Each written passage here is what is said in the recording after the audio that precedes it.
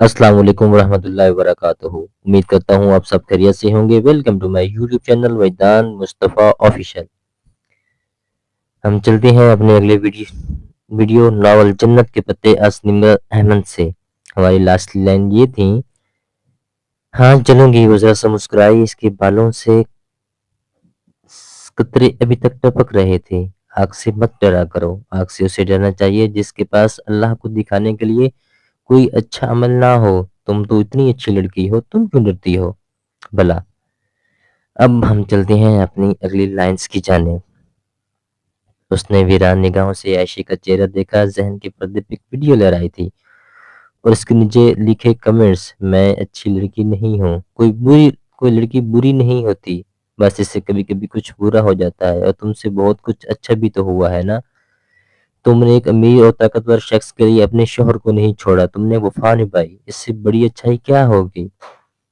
मेरी दुनिया तुम्हारी दुनिया से मुख्तलिफ है आयशे, हम में बहुत फर्क है। चलो फिर तुम ढेर सारे दिन मेरी दुनिया में रहो और फिर तुम मुझे बताना कि उम्मीद और अंजाम के एतबार से किसकी दुनिया ज्यादा अच्छी है। साथ ही उसने मुस्कुरा कर नरमी से हया का हाथ दबाया। तुम कौन हो ऐशे, मेरा मतलब है तुम्हारा। उसने फिक्रा अधूरा छोड़ दिया। मैं इस घर की मालकिन हूँ। बहारे मेरी बहन है और आने मेरी दादी की सगी बहन है। आने तुर्क है मगर इसका शौहर इंडियन था। आने अब्दुर्रहमान पाशा की माँ, हाँ वही, मगर हम आने को आने कहते हैं, दादी वगैरह नहीं। तो अब्दुर्रहमान तुम्हारा चचा लगा, वो सोच सोच कर कह रही थी। जवाब सादगी से मुस्कुराए। चचा बाप का सगा भाई होता है, इस लिहाज से वो मेरे और बहारे का चचा है, ना ही महरम। खैर तुम अब सो जाओ, सुबह मिलते हैं। वो सर हिलाकर उठी, उसे वाकई नींद की जरूरत थी।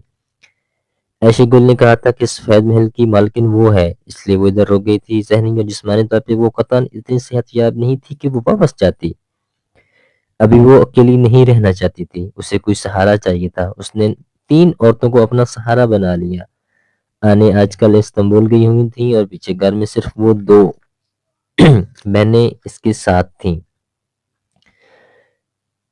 सुबह उसने आयशे का लाया हुआ लिबास जेब तन किया, पूरी आस्तीनों वाले पाँव को छूती।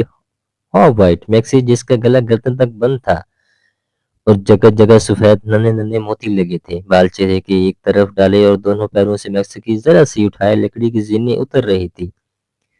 जब उसने आयशे की आवाज सुनी, वो नीचे अपने बेडरूम के अध खुले दरवाजे से कंबल तय करते हुए बहारे को आवाजें देती नजर आ रही थी। बहारे गुल उठ जाओ, और कितना सोओगी।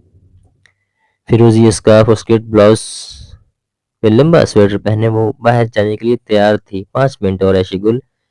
कंबल से बहारे की आवाज आई।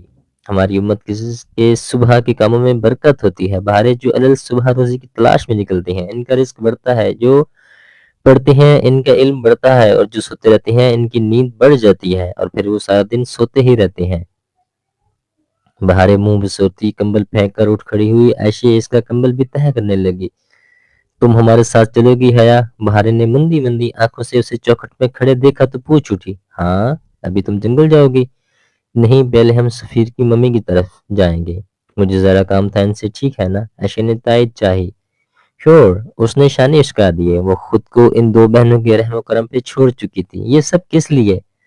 आयशे बग्गी के संदूक में चमकते हुए औजार रख रही थी तो हया ने पूछा, हम जंगल लकड़ियां काटने जाते हैं। यहाँ लकड़ी काटने की इजाजत है तो नहीं, मगर हमारे पास खसूसी परमिट है। हम लकड़ी की चीजें बनाकर बाजार बेचते हैं। इतने बड़े घर की मालिन को बढ़ई बनने की क्या जरूरत है। वो बग्गी में चढ़ते हुए मुस्कुरा कर बोली थी। हया सुलेमान, हमें अंडर एस्टिमेट मत करो, हम बहुत महंगी चीजें बनाते हैं। वो हंसकर कहते हुए अंदर बैठ गई। वो दोनों अतराफ में थी, बहारे इनके दरमियान। बग्गिया बंगलों से गिरी सड़क पर दौड़ने लगी थी। घोड़ों की टपों की आवाज सारे माहौल में गूंज रही थी। उस्मान अंकल का घर कहाँ है। वही मस्जिद के पास। तुमने हमारी मस्जिद देखी है ना, वहां तुम एक दफा आई थी। हाँ मुझे याद है। मैंने तब दोनों मैंने तब तुम दोनों को देखा था। वो हवा से उड़ते बालों को समेटते हुए बोली थी। बहारे के चेहरे पे बार बार इसके बाल उड़कर आ रहे थे, मगर बहारे पूरा माने बगैर अपने गुलाबी बड़े से पर्स को सीने से लगाए खामोश सी बैठी थी। इसके घंघरियाले भूरे बाल पुन्नी में बंधे थे। तुम्हारे साथ था इस दिन कोई।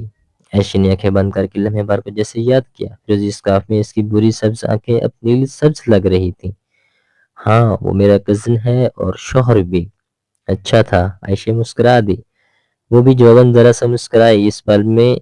اس پل سے اسے وہ اچھا شخص بہت یاد آیا تھا، شیخ عثمان شبیر کا بنگلہ ابیوں خدا کے دوسرے بنگلوں کی نسبت ذرا سا سادہ تھا۔ ایک بڑے کمرے میں جہاں فرشی نشست تھی، حلیمہ آنٹی ان کا انتظار کر رہی تھی۔ وہ بہت ملنسار،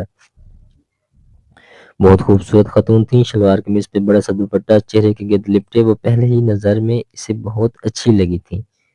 یہ حیا ہے، میں نے بتایا تھا نا۔